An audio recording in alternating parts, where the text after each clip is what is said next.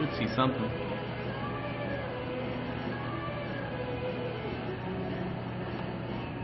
My CPU is so taxed.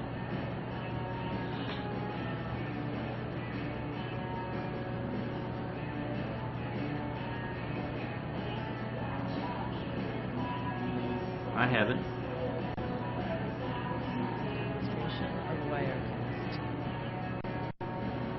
Only about a 7-second delay. Right. Me back after Survivor.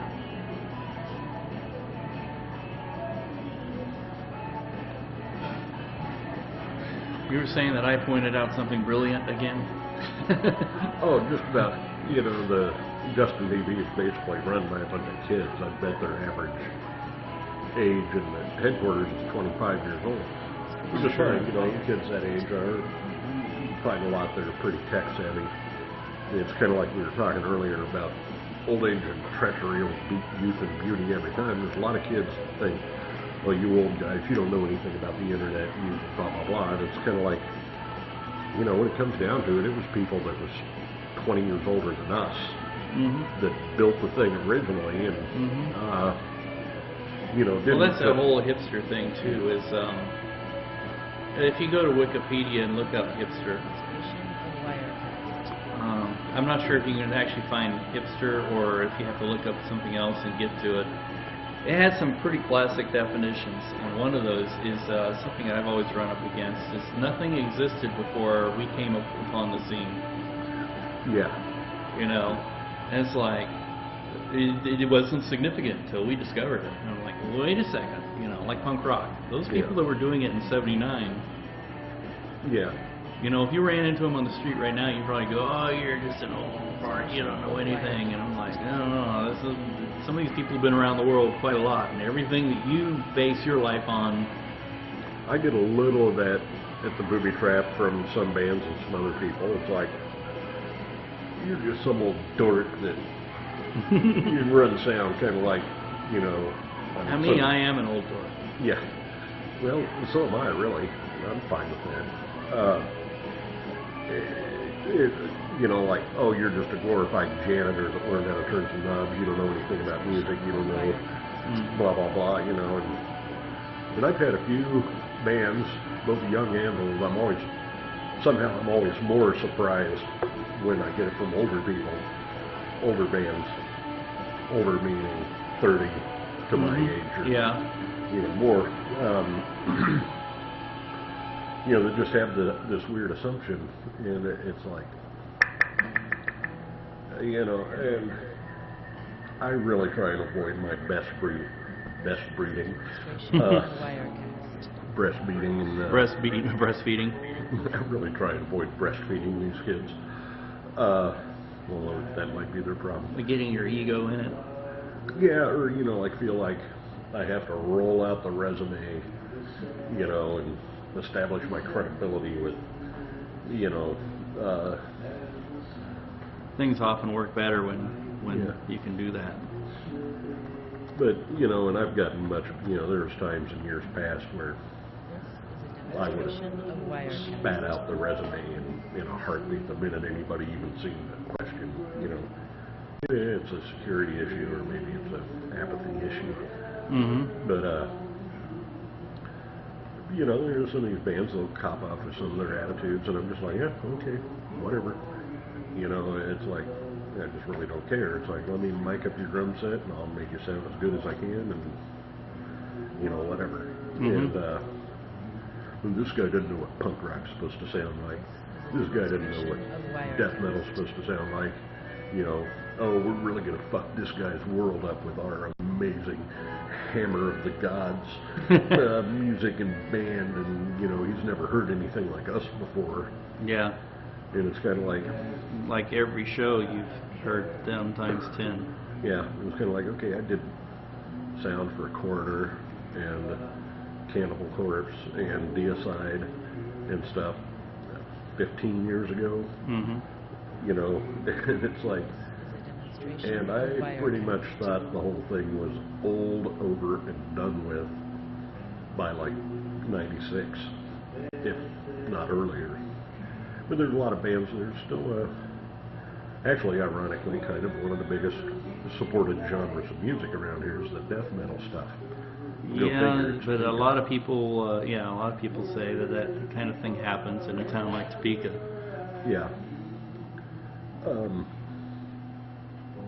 But it, you know, they're just like, man, this guy's just some old dork. He's probably all about bar cover bands playing bar rock, and it's kind of like, you know, those are the kind of bands that make my sphincter tighten the most. In a lot of ways, but you know, because I would rather do Sound 4 and deal with total amateur hour, know nothing kids playing whatever sort of rock and punk rock, doing it horribly, than some band that's been playing the same AC/DC songs for 15 years. Yeah. But it's kind of like, you know, okay, you want to hang pork about street credibility or about, you know, whatever. It's like mine hits the floor and rolls out to the river. It's like, you know, but every. And I'm honest about it, and I don't necessarily think that kind of stuff is all that important in the end. But I'm honest about it, and I say I don't, you know, I'd rather listen to people like Hey, you talk Hurricane about. Maggie's back. Talk about things like that. I'm not going to sit there and try and fill the conversation with my ego. I'd rather listen, you know, and sometimes it's the best way to be is to just listen and keep your mouth shut. It's hard. That's how you gain new experiences in life. It's hard to zip your ego back in your pants sometimes, and not get caught in that. But you know, it's kind of like Maggie says, "Nice car." Yeah, I'm not sure what she's talking about. Oh, coffee house. Because we're in this Yeah, really it's got a lot of nice leg room. rolling car. It's a little slow though. Yeah. Yeah, I didn't catch that. Yeah. Yeah, it's hard. But It's like, hard for me to keep my ego in check, and a lot of times whenever I start spouting off about something I don't know, somebody calls me on it, and it's kind of like, oh, I should have kept my mouth shut. Let them think I'm an idiot. Yeah. It's. That's the boorish part of my personality when I do that. So you guys made it out of the hood alive. Yeah. Yeah, we did. That time of day in that area, it's probably not quite as bad as.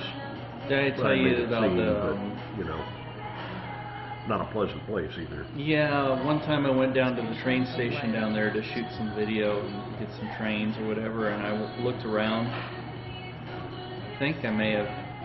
Did I walk there? I can't remember. But I looked around and there was it may have been my perception, but there were these people hanging out there that looked like they were the type of people that could cut your throat over 5 cents in your pocket. But there's right across the street from the. Yeah, it was by that Mission. place with that mission. And what I had thought was these guys, one of them was really tan. He was not Hispanic, he was white. Very muscular, but he looked really rough. And I was thinking, this is the guy who probably rode in on a train, blew in, and was taking advantage of the free stuff. And Could have been. And those, you know, they talk about that. The police department talks about that. Like right now in Kansas City, there's a rash of rapes. And I'm not saying this is or isn't. But there's a feeling that this could be a transient of some sort. Somebody who comes in, not necessarily like a hobo or anything, but maybe a contractor who comes into town temporarily. Who knows, could even be a salesman, you know, and is here to do the job and also likes to have a little recreational activity on the side. Right. And doesn't want to pay for it. And Florida's loaded with transient, especially this time of year. Florida has a lot of problems. Yeah, it's kind of weird in in one way, the reputation Florida has as being this swank, swab, groovy, wonderful vacation spot. But in another way, Florida is the most redneck state I've ever been to. So I know this older guy who bought a condo in a town called Fort Pierce, and they bought it really cheap, like $5. like $15,000, something like that. You wouldn't think a condo would be that cheap in Florida. Right. And it's a place, it's an over 55 type place. And they moved in there and they faced harassment from the manager from the very first day they moved in there. And they realize, they think that what's going on is that the condo manager is in cahoots with other people to try and get all the people out of there so that they could sell the property and make a huge profit. And they think that the city government is corrupt, like the codes inspector's in on it too. Right. And they're going in there and they're telling people they need to get out of their condos that they own outright, and because they need to come in and tear up the floors and do all this stuff with the drainage because the sewage system has failed, and they need to dig up floors, pull out the pipes and everything else like that. And this couple thinks it's a big scam, and they think that they're really taking advantage of the elderly people, some who are in their 80s, and it's the only place they have to live. And the foreclosure rate in that condo development is very, very high because basically people have put up with so much harassment. And they've gotten a board elected that are friendly with this manager, and they won't share the minutes of any of the meetings, they won't abide by any sunshine laws. And when those couples try to go to the state for help, the state won't help them at all. And of course the city is no help. And they even went to talk to the TV station. They talked to the Miami Fox station and said that the person who answered the phone was so rude to them that and these people love Fox News, that they don't think they ever want to watch Fox News again. Maggie says she lives in Florida. Yeah, they old want to people sell. are bored. Well, that's what brought up this conversation, Yeah. this topic. I know she lives in Florida. They have nothing better to do than pick on others. Well, yeah. Well, I think that's true. It's probably the property has become very valuable. It's real close to downtown, and it's probably off of on a busy street corner, and a CVS or a Walgreens wants to move in there. And So it's a condo? So they yeah, it's basically- condo. I think it's more like apartments, like 2-story apartments, 7 buildings. But they actually own. They own their Like from the paint in. yeah. Basically, yeah. But I would think that the owners of the actual building or something would, I mean, rather than harass people out of there. The owners of the building are the people. They own their apartment, Right. and then they pay dues to the condo Like- association. Right. And this manager who owns her own apartment has been elected the manager of the association, which is a paid position. The money comes out of all their dues that they pay. Right. And part of it too is when they come in and they tear everything out and stuff like that, that comes out of your dues too, and their rates have gone up, increased. So who is it that harasses them? It's the manager and the manager board of that works for the.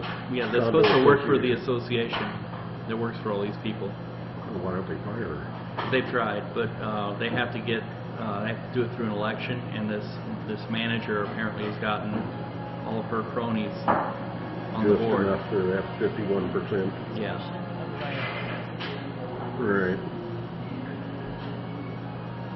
Condo. Yeah. I guess I kind of knew that condo. And there's a whole bunch of laws in Florida that regulate this. And I mean, that kind of messed up stuff happens in that state all the time. I mean, it's just, Yeah. like I say, there's a lot of places in Florida that don't value education. Just like we were talking about Topeka. Yeah. It's all about sports all the time, and we don't care about the arts. We don't care about, and you can tell it. I mean, you go to some of these towns, and they're just like a mecca. You go in there, and there's nice little shops and coffee shops and things like that you can go to, and activities. And then there's some towns it's like